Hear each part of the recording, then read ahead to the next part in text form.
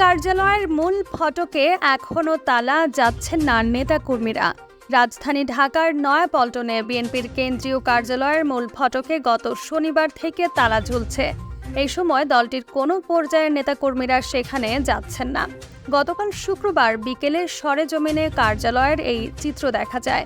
কোটা সংস্কার আন্দোলনকে কেন্দ্র করে চলমান সহিংসতার ঘটনায় দুষ্কৃতকারীদের ধরতে অভিযান চালাচ্ছে আইন শৃঙ্খলা রক্ষাকারী বাহিনী। এই অভিযানে বিএনপির স্থায়ী কমিটির 2 জন সদস্য সহ অনেককেই গ্রেপ্তার করা হয়েছে।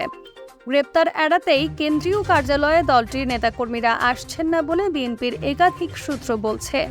নয়াপল্টন কার্যালয়ের সামনে কয়েক বছর ধরে পেশাগত দায়িত্ব পালন করছেন আইন শৃঙ্খলা রক্ষাকারী বাহিনীর এমন একজন সদস্য নাম প্রকাশ না করার শর্তে প্রথম আলোকে বলেন, 16 জুলাই রাতে কার্যালয়ের ভেতরে ডিবি পুলিশ অভিযান চালানোর পর কার্যালয়ের ফটকে তালা লাগিয়ে দিয়েছিল। এছাড়া কার্যালয়টির প্রধান ফটকের সামনে ক্রাইম সিন লেখা হলুদ ফিতা টাঙিয়ে দিয়েছিল। তবে পরে 19 জুলাই ছাত্রদল ও যুব দলের কিছু নেতাকর্মী ওই তালা ভেঙে কার্যালয়ের ভেতরে প্রবেশ করেন।